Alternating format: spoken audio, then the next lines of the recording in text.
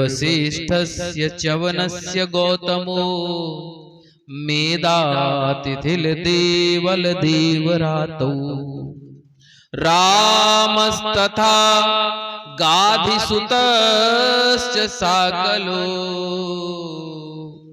मृकण्डुपुत्रात्रिज पिप्पलादा योगेश्वरौ व्यास पराशरौ च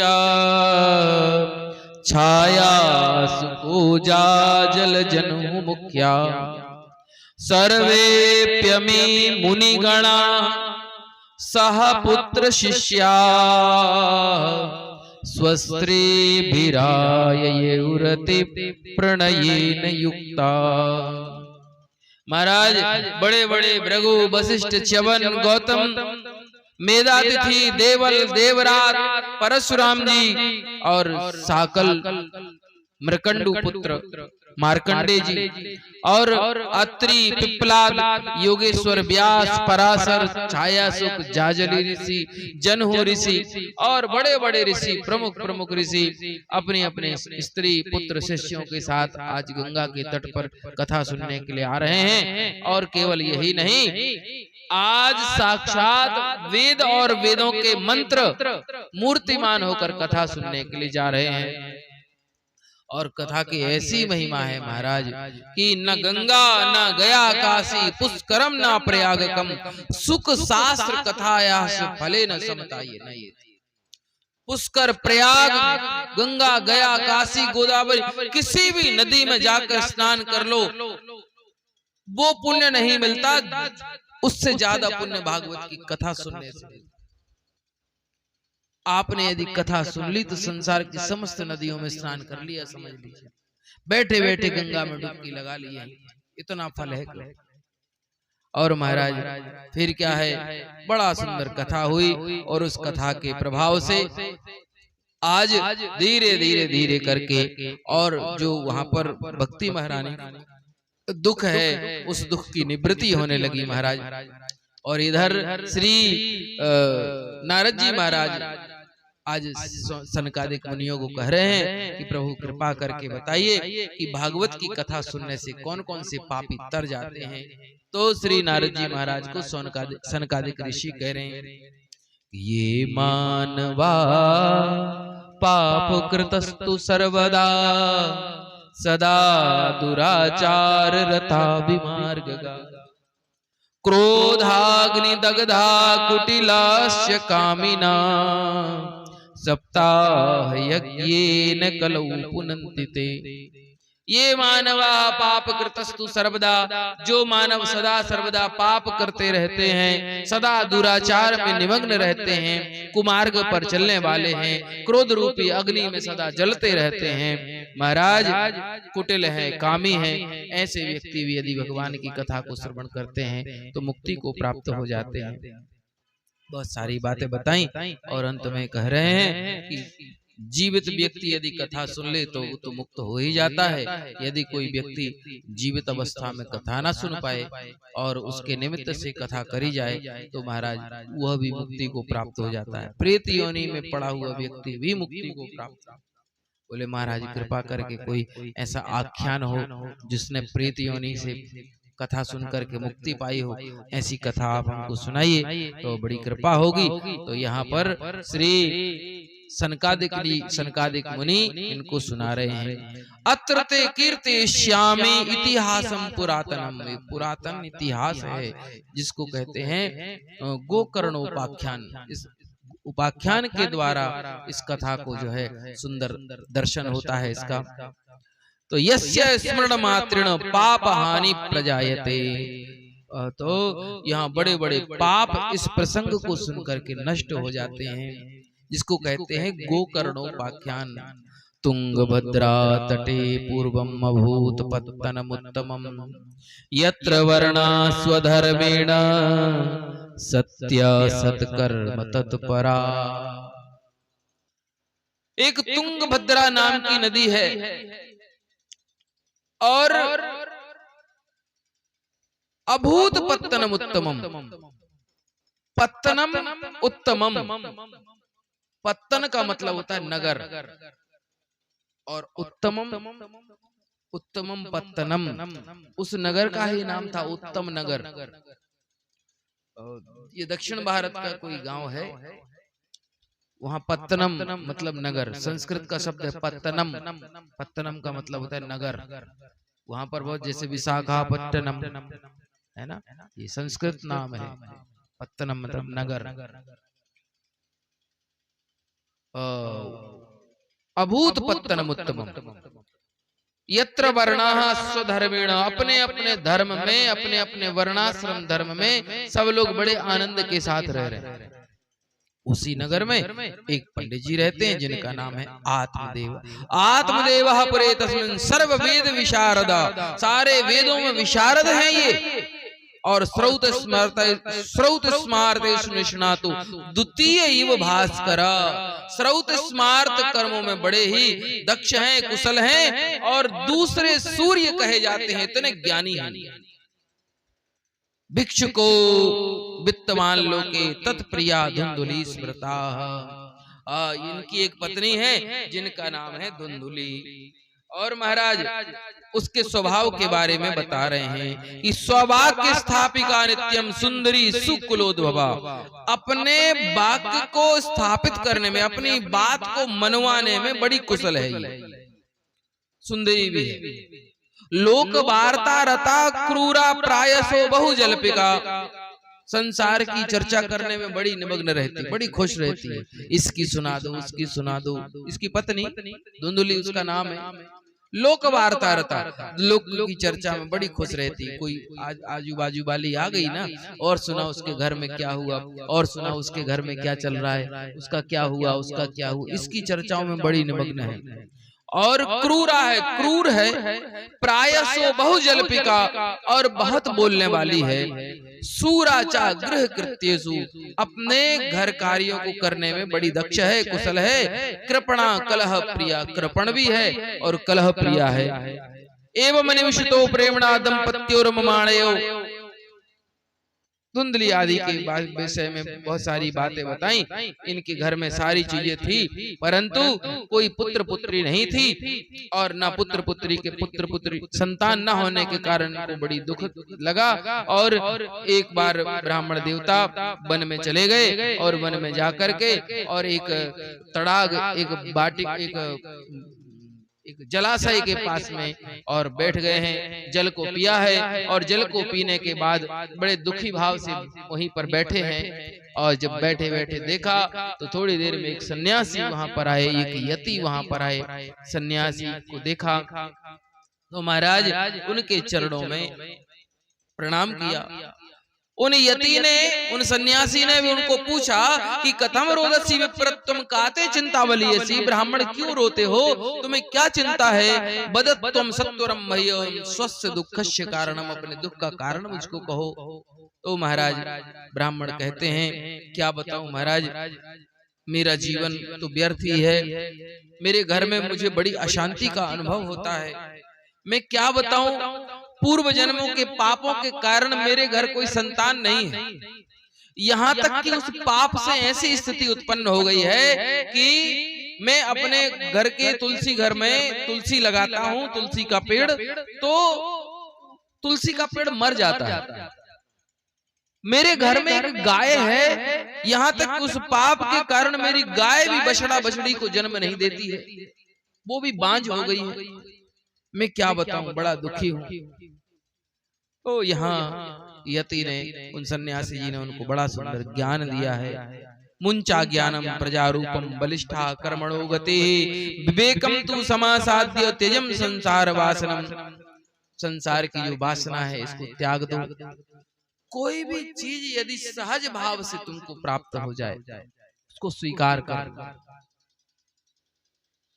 और कोई चीज को तुम बार बार प्राप्त करने का प्रयास कर रहे हो और वो नहीं मिल पा रही है। यति ने भी देख लिया, क्यों चिंता करते हो। शृणु विप्रम मया तेद्य प्रारब्धम तु विलोकितम, मैंने तुम्हारा प्रारब्ध देख लिया है। सप्त जन्मावधि तव पुत्रम नैव च, 2 बार कहा नहीं, नहीं होगा, नहीं होगा, क्यों फालतू लगे हुए हो? कहते नहीं होगा, तुम्हारे मैंने देख लिया पंडित जी, 7 जन्मावधि, 7 जन्मों तक तुम्हारे कोई संतान का सुख नहीं है तुम्हारे। मान जाते बात पंडित जी, लेकिन नहीं माने। कहते हैं ब्राह्मण ने सोचा कि भैया क्या बताऊं, बिना पुत्र के जीवन कोई जीवन है? संतते सगरो दुख वापांग पुरा तथा रे मुंचाद कुटुंबांसाम सन्यासे सर्वथा सुख। सगर का उदाहरण दिया। राजा सगर के तो 60,000 पुत्र थे। क्या राजा सगर ने सुख पाया? हाँ, नहीं पाया। अरे जिसकी संतान होती है, जिसके बहुत सारे पुत्र होते हैं, वो क्या करता? कहते हैं पुत्र का मतलब होता है एक पू नाम का नरक है, और जिसके पुत्र नहीं होता उसको उस पुन्नाम नरकात प्रायतेति पुत्रः, उस पुम नाम के नरक में जाने से पुत्र बचाता है। क्या करता है? पुत्र अपने पिता का अग्नि संस्कार करता है। तो अग्नि संस्कार करते समय उसके बाद कपाल क्रिया की जाती है, और कपाल क्रिया में पुत्र करता है। आधा शव जब जल जाता है तो उस कपाल को फोड़ना पड़ता है लकड़ी से, और फिर उसमें 1 लोटा घी भरना पड़ता है। उसको कपाल क्रिया कहते हैं। यह काम करने के लिए लोग जीवन भर पुत्र की कामना करते हैं, पर पता चला कि वही पुत्र कुकर्मी, नीच, पापी हो गया। तो जिसके लिए वह जीवन भर प्रयासरत रहा कि मेरे कोई पुत्र हो जाता, जगह जगह जाकर देवताओं को पूजता रहा, छोटे मंदिरों में, बड़े मंदिरों में माथा रगड़ता रहा, पुत्र हो जाता, कभी इस वैद्य के, कभी उस डॉक्टर के, कभी इस हकीम के, कभी उस ओझा के, और जब पुत्र हुआ ना तो वही पुत्र पिता को कष्ट देने वाला।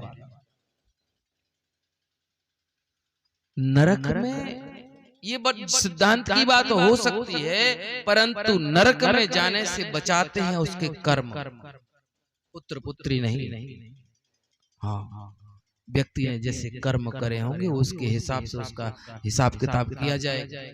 केवल पुत्र कपाल क्रिया कर दे सो व्यक्ति नरक से उबर जाए, ऐसा संभव नहीं है। व्यक्ति की बहुत सारी चीजें हैं। हाँ, उसमें एक सहायक ये सिद्ध होता है कि पुन्नाम नरकात प्रायतेति पुत्रः, परंतु यहाँ पर उन सन्यासी ने पंडित जी को भी बहुत बड़ा ज्ञान दिया कि किस हेतु तुम ये चाहते हो कि तुम्हारे संतान हो जाए। और संतान क्या करती है? पुत्र यदि सुपुत्र हो जाए तो सुपुत्र हो जाए तो फिर क्या बात है, वो तो जीवन में बड़े, जैसे एक शेरनी एक पुत्र को पैदा करती है और एक पुत्र को पैदा करके आराम से जंगल में सोती है, किसी से भय नहीं। और एक गधी 12-13 बच्चों को पैदा कर लेती है अपनी उम्र में, और फिर भी अंत तक भार ढोती ढोती मर जाती है। उसको कौन सा सुख होता है?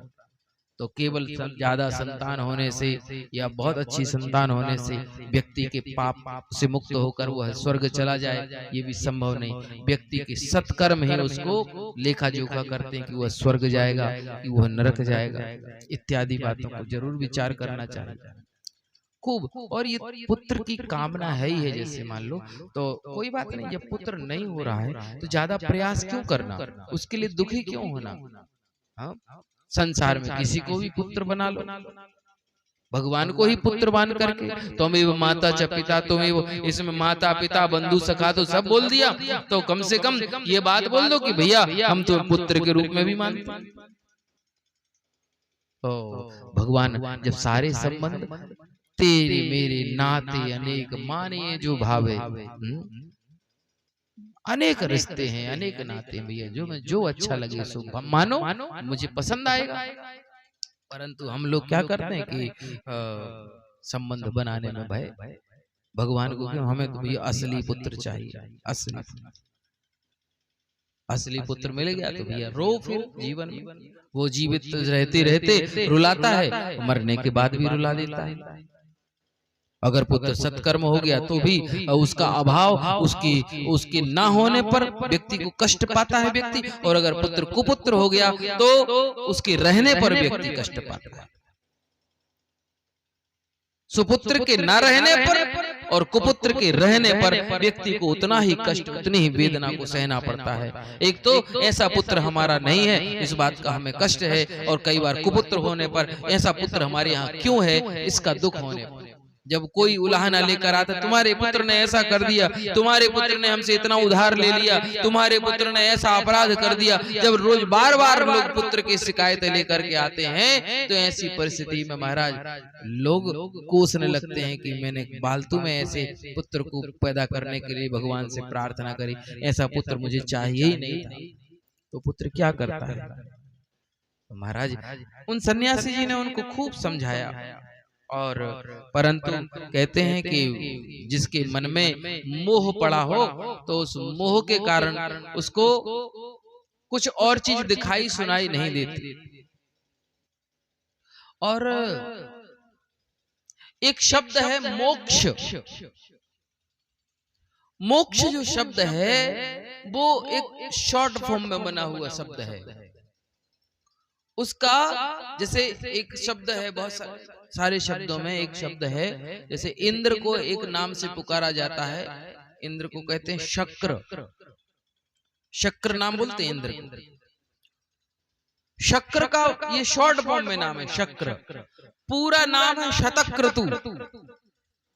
तो शत का शा ले लिया और क्रतु का क्र ले लिया तो शक्र बन गया। उसी तरह से जो मोक्ष है ये भी दो शब्दों का शॉर्ट फॉर्म में बना हुआ। मोह का क्षय होना, मोह माने मोह, मोह का मोह और क्षय का क्षय। व्यक्ति के मोह का जब क्षय हो जाता है समझ लो मोक्ष हो गया उसका। अब जब तक मोह बना रहे और मरते समय तक अगर उसका मोह नष्ट ना हो तो उसकी मुक्ति कभी हो ही नहीं सकती। तो जीवित व्यक्ति ही अपने मोह को जब क्षय कर लेता है तो बैठे ही बैठे मुक्त हो जाता है। मुक्त मतलब मुक्तम निर्विषयम मना, मना एव मनुष्याणाम। श्रुति महारानी कहती हैं कारणम बंध मोक्षयो बद्धम तु विषयाशक्तम मुक्तम निर्विषयम मना। महाराज ऐसी स्थिति हुई, पंडित जी न माने, महाराज आप तो हमें कृपा करो, पुत्र दे ही दो, पुत्र आप।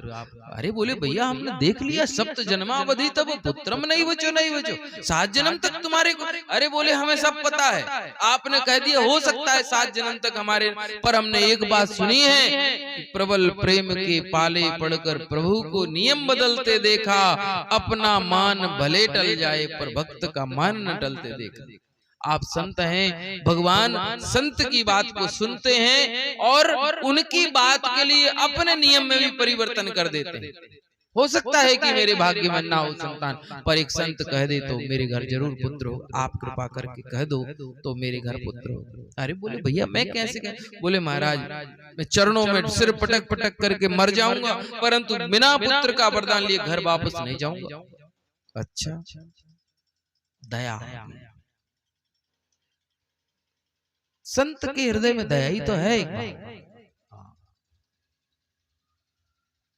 संत हृदय नवनीत समाना, कहा कविन पर कहे न जाना, निज परिताप द्रवहि नवनीता, पर दुख द्रवहि संत सुपनीता। कहते संतों का हृदय मक्खन के समान होता है। कवियों ने ऐसा कहा है, पर गोस्वामी जी कह रहे हैं कहा तो है पर कह के नहीं जाना।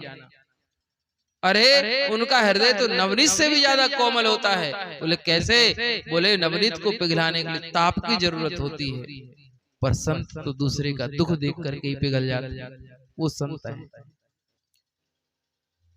ठीक है, अपनी झोली में हाथ डाला, एक फल निकाला, पंडित जी को दिया, लो पंडित जी इस फल को ले जाओ और अपनी पत्नी को खिलाना, और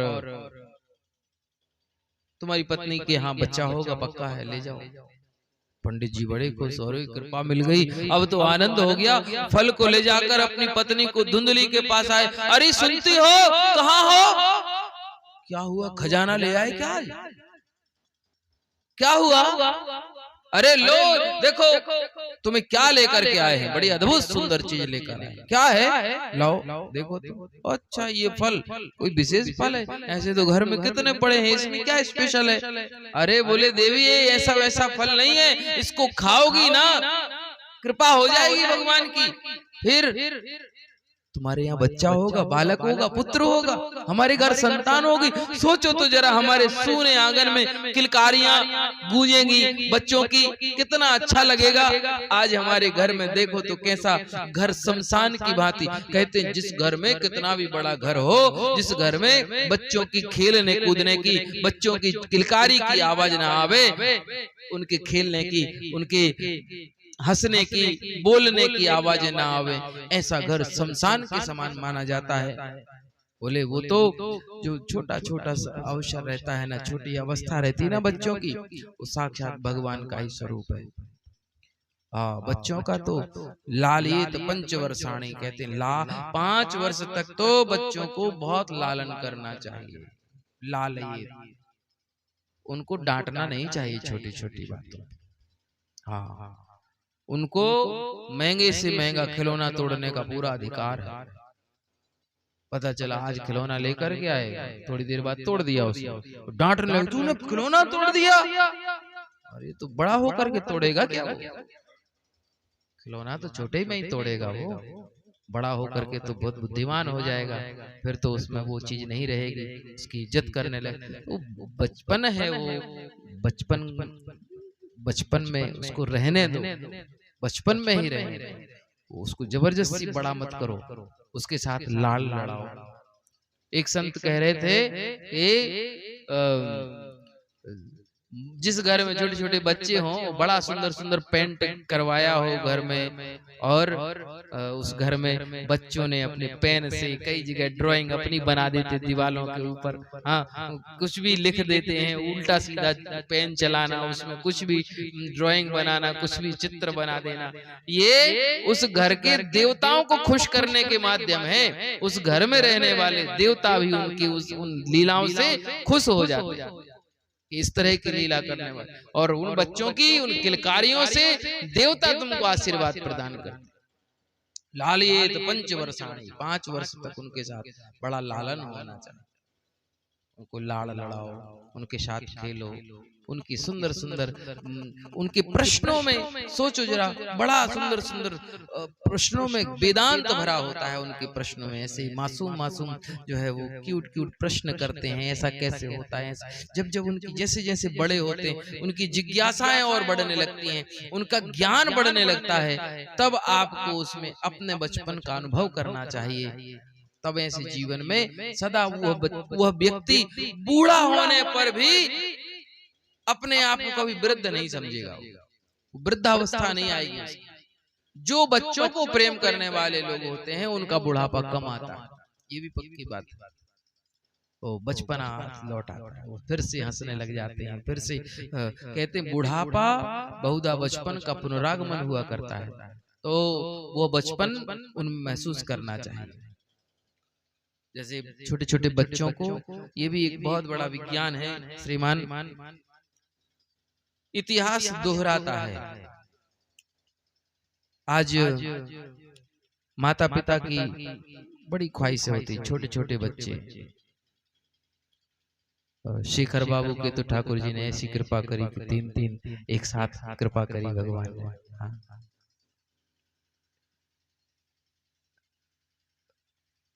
बहुत सारी बातें ये सब जानते हैं। आज शेखर बाबू स्वयं समझ रहे हैं कि बच्चों को छोटी अवस्था में पालना कितना कष्टकारी होता है।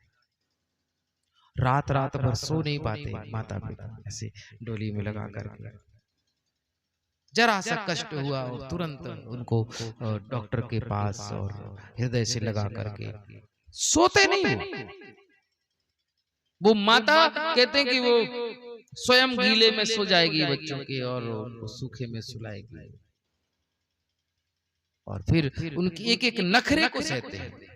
और बड़े होते हैं वो कंधे पर बिठाते हैं, कंधे पर बिठा करके, और पिता से बच्चा पूछता है पापा जी वो क्या चीज है, तो पापा बोलते बेटा कौआ है वो, कौआ। फिर से पूछता है पापा क्या चीज है वो, बताओ ना। पापा फिर बोलते कौआ है। 50 बार भी पूछते हैं लेकिन पापा उसको हर बार बता देते बेटा कौआ है। फिर उस बच्चे की भी तो बारी आएगी ना, उतनी सौम्यता के साथ जब पिता बूढ़ा हो जाएगा और उसके पिता के फिर से वो बचपना वाला आएगा, वो बच्चा वो जिसको कंधे पर बिठा करके 100 बार कौआ बोलते थे ना, जिसको रात रात भर घुमाते थे ना, अब वो बारी बाप की भी आएगी। बाप भी उतना ही बन गया है, बच्चा बन गया है। तब उसकी बात पे क्रोध नहीं करना है। वो पूछेगा बेटा कौन आया है घर में, उसको दिखाई देना कम हो गया है, कौन आया है घर में, तब तुम्हें झल्लाना नहीं है। तुम्हें क्या लेना दे रहा घर में कौन आ रहा है, क्या बढ़िया बरम से रोटी पाओ और आराम से बैठो, कौन आ रहा है क्या आ रहा है, तुम्हें क्या लेना देना है सब चीजों से। क्या बीतेगी उसके दिल पर कि तुमने क्या बोला। तुमको तो हमने 100 बार में भी बताया, एक बार भी गुस्सा नहीं किया। तुमने 100 बार मुझसे पूछा, मैंने 100 बार तुम्हें प्यार से ही बोला, लेकिन हमारा तुम्हें एक बार बोलना तुम्हें सह नहीं पाए। तुमने तुरंत उसको उत्तर दिया ऐसा, उसको बहुत कष्ट होगा। जैसे वो रात रात भर सोए नहीं तुम्हारे एक दुख के कारण, तुम्हें भी नींद नहीं आनी चाहिए कि मेरा बाप मेरी माँ कष्ट में है और मैं सो जाऊं। नहीं, आपकी बारी है। उसको जितनी ईमानदारी से तुमने अपने बच्चे के लिए निभाया, हाँ जितने उतनी ईमानदारी के साथ पिता के साथ भी उतना ही व्यवहार करो। जिनके घरों में ऐसी परिस्थितियां रहती है ना, जिनके घरों में, उनके घरों में देवता नृत्य करते हैं, अपने परिजनों के साथ देवताओं का वहां नित्य निवास हो जाता है। उनके घर में चारों युग एक साथ विराजमान रहते हैं, एक साथ, सतयुग त्रेता द्वापर कलयुग सब खेलते कूदते रहते हैं उनके घर। और यही तो रामायण है, यही तो भागवत है, यही तो महाभारत है, यही सारा ग्रंथ है, इसमें अलग कुछ नहीं है। परंतु इन स्वार्थ से हट करके सब दुनिया स्वार्थ से हट करके जब ये बात सोचेंगे ना, तो सब कुछ स्पष्ट रूप से नजर आएगा। महाराज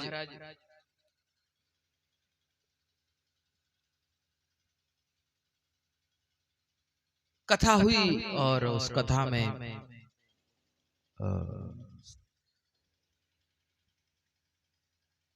आत्मदेव पंडित जी पत्नी को कह रहे हैं कि फल खा लो, तुम्हारे पुत्र हो जाएगा। तो कहा कि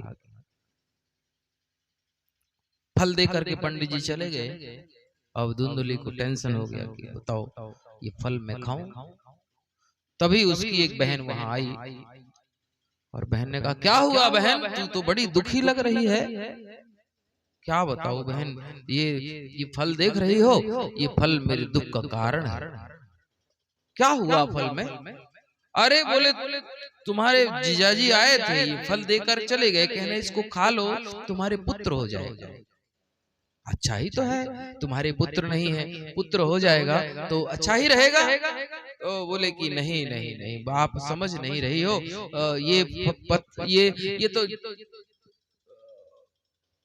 इसको कहता है कि तुम्हें समझ नहीं आता है, बांझ होने में जो मुझे बहुत सुख है। मुझे पुत्र नहीं है ना, तो मुझे कोई कष्ट नहीं है, बल्कि मुझे सुख ही लगता है।